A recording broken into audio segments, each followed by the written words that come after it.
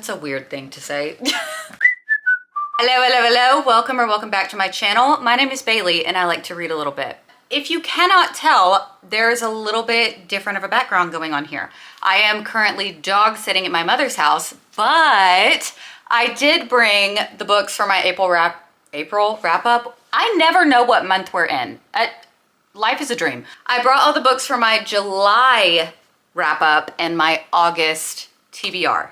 Words are hard. Okay. So yeah, I'm dog sitting and we're just gonna read. Gives me a good excuse to hang out with the doggies and just vibe and read, you know? I don't know what I'm trying to say. July was a very busy reading month for me, but I only read 8 books. So I think this is more of a quality over quantity type of month because the amount of high ratings that I had is actually ridiculous. I think this was probably my best month of the year, and that is insane. I have been fully back in my fantasy era and I have been living and thriving in it, okay? I missed fantasy. Fantasy was like the first genre of book I ever started to read whenever I was a kid. And it's just nice to be back in the groove of things, but now with a little bit more spice, you know? Anyways, so yeah, 8 books in the month of July and they were big books because, you know, fantasy is typically pretty big. So I started a lot of series that are not finished. Either there's one book out, or actually one of the series is finished, but I could not commit because there were other books I wanted to read at the time. That's a me problem. Yeah, I think I have commitment issues, says the woman who's married.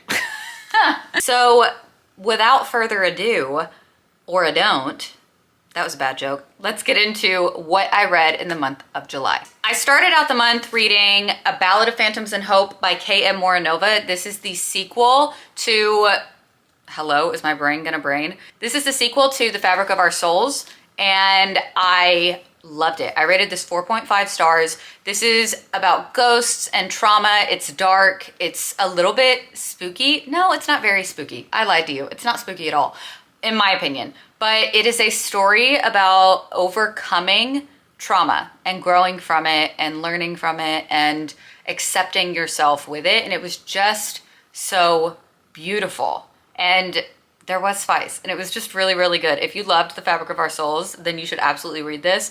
If you want to read this, I would recommend reading The Fabric of Our Souls first because this is Lanston's story. My lisp is listing today, you guys. Yeah, Lanston is in the first book, so I feel like you should get his backstory before you jump into this. Otherwise, it won't make all the sense in the world. So 4.5 stars, very much enjoyed this. I cried a little bit too.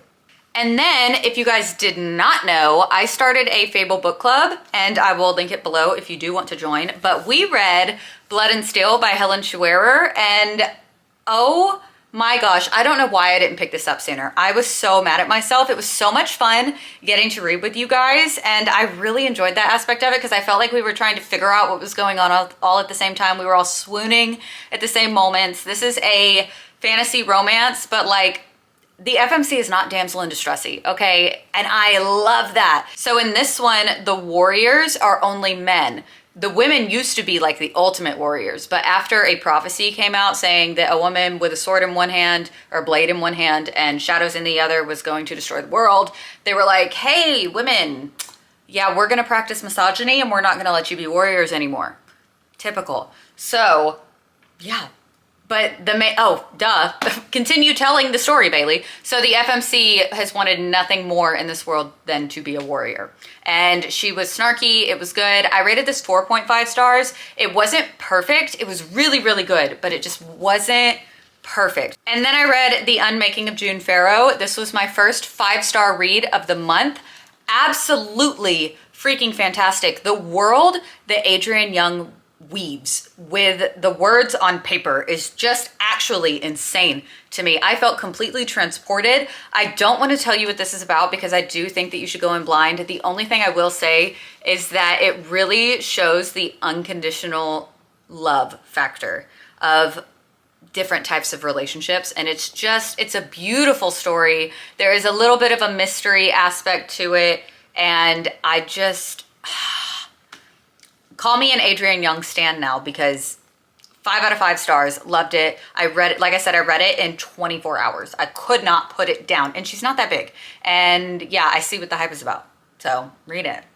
And then I read, I read Quicksilver by Kelly Hart. I don't know what that noise was. I'm so sorry. Can you see that? Because it's kind of shiny.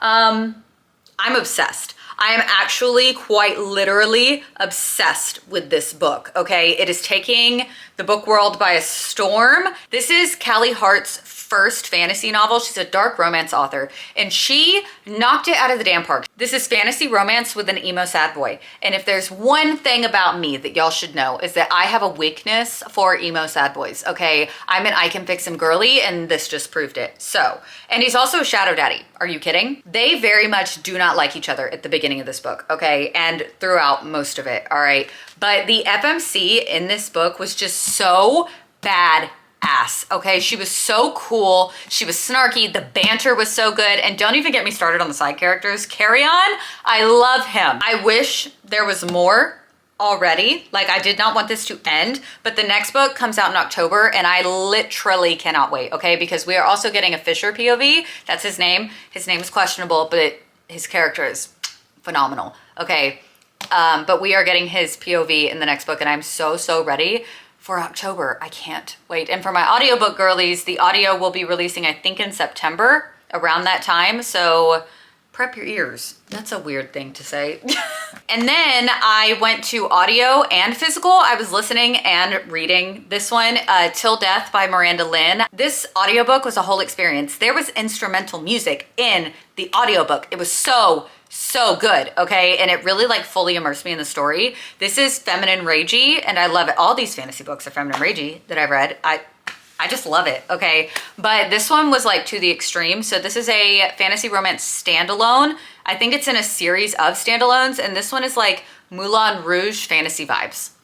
I love it. The FMC is a maiden of death, which means she is the only one that can kill people, that can like send them to the grave. Everyone will either live for 100 years or she will get a name burned into her palm by Death himself, and she will have to go murder him. But plot twist, she's also the princess of one of the kingdoms, and there's a rivalry, and then some stuff happens, and it's just really good. This was really good for a standalone. I did not expect to be so emotionally attached to the characters towards the end. I rated it 4.25 stars. Thank you. And then I kept on with the fantasy. I know I'm insufferable. I'm sorry. Besties by Courtney L. Wynn. Are you kidding? Okay, this is only on Kindle Unlimited right now because she's being picked up by an agent, I believe, or she was picked up by an agent. But when I tell you this fantasy romance book, oh, it was so good. It was so unique. So, you know, we always read about like fae and vampires and stuff like that. Like that's what's typical. This is like a ghosty MMC. He's half alive and half dead, and he's a death walker. And the MMC, Dagon, he gets told by his lord, the god of the death, the god of the dead, essentially, that he has to go retrieve a pure soul for him. It turns out the pure soul is the princess, the daughter of the king who killed Dagon, because Dagon was the king originally. I hope you're following. I know ADHD, my brain is spinning. So she's a pure soul, but she has plans of her own, okay? And it's very good, all right? So you've got a ghosty man with shadow powers that's super hot, and he wears gauges. He has gauges in his ears. This fantasy world was so cool. It was a little bit modern, but also still fantasy. Like there was a castle, but there were also cars. It was different. It was so good. I was fully immersed in the story, and that cliffhanger, oh, I cannot wait for book 2. It was so good. I rated it 4.5 stars. And then because I was influenced, I picked up, I cannot talk today. I picked up A Touch of Golden Madness by K.L. DeVore. Oh, this book hurt, but it was so good, and I had such a good time while I was reading it. This is a dark fantasy romance, but make it post-apocalyptic and a little bit dystopian.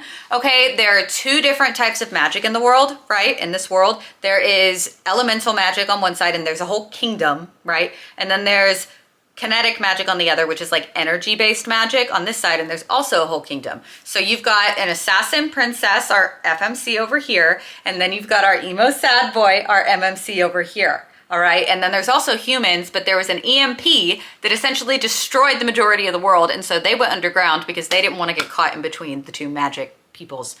So the assassin princess, yeah, her piece of crap father sends her to assassinate, to kill the MMC, emo sad boy Griffin. And he is the prince of the elementals. And it just starts a whole chain of events. And it is just so good in this cliffhanger. Guys, this cliffhanger, I don't know what is wrong with me, because Vesselus and A Touch of Golden Madness were both the first book in a series, and none of the rest are out. And I don't know why I did that, but I'm so glad I did, because this one, A Touch of Golden Madness, 5 stars. Are you counting correctly? Because that is 3 5-star books in 1 month so far. I don't know what is in the water, but I hope it stays. And then today, I just finished God of War by Rena Kent, and I had a good time.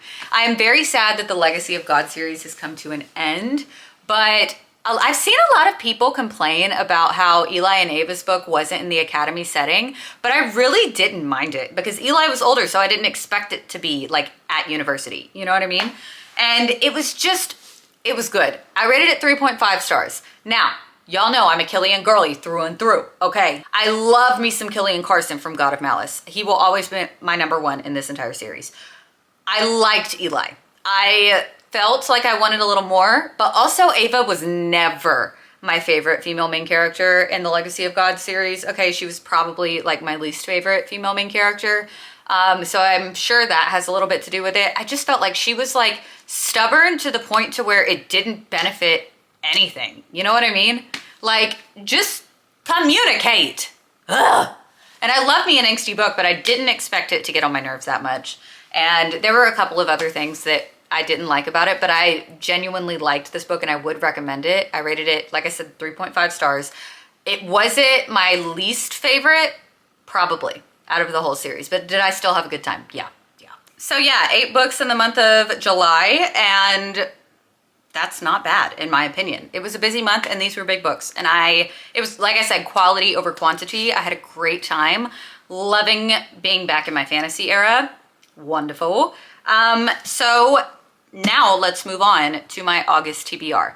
Now y'all know the way that I look about my TBR or go about my TBR is I only choose like 6 or 8 books, somewhere around that number, because I don't want to overwhelm my mood reading tendencies. I want to still have a little bit of wiggle room, you know, and not feel bad if I don't finish my TBR. That's a me problem, really. Let's get into it, right? So the first book on my TBR, I got an art copy of Neverkeep by Caroline Peckham and Suzanne Valenti. This is the newest book that they're releasing, I believe. Hold on, this will tell me.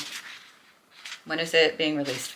This is being released September 24th of this year, and I really want to read it this month. The Nerd Fam sent me a copy of this, and I am so excited. I am so excited to read this. This is in the same universe as Zodiac Academy. I have never not liked a Twisted Sisters book ever. I have always enjoyed them, and I cannot wait to dive back in. I know that they're going to hurt me, and she's a thick-ass book. How many pages are in this book?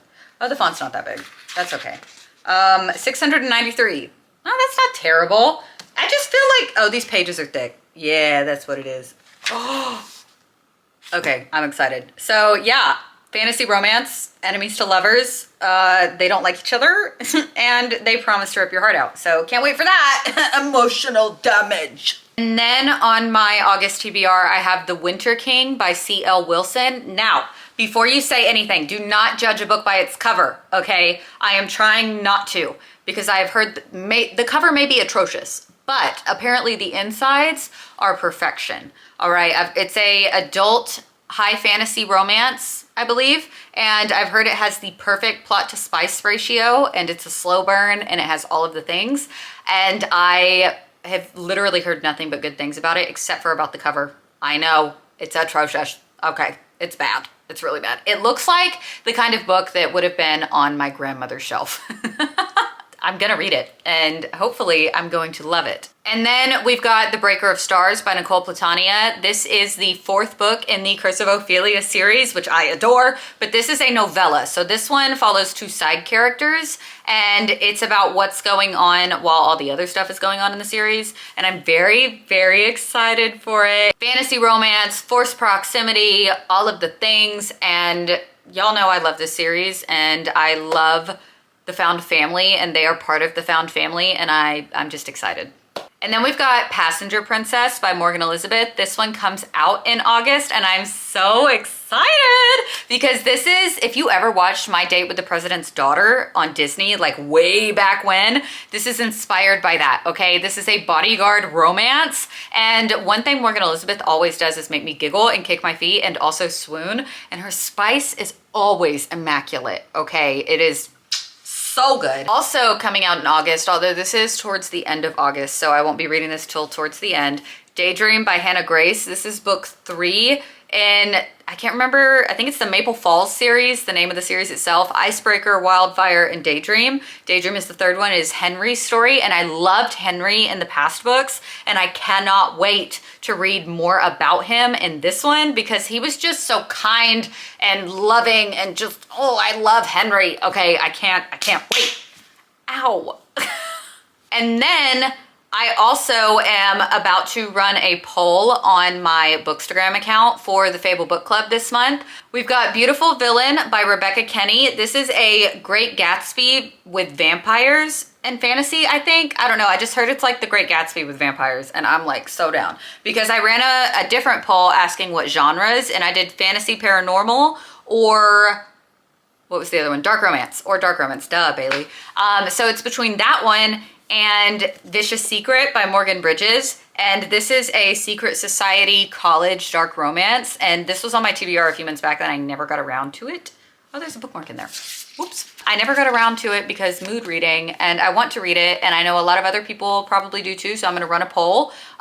If you want to go vote on that, I will be putting that up either today or tomorrow. And yeah, I'm excited.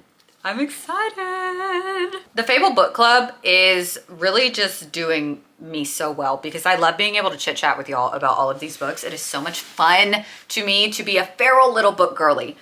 So that is 1, 2, 3, 4, 5, 6 books on my August TBR. That is, I think that's a good number, you know, because like I said, that gives me a little bit of wiggle room to be able to read what I want.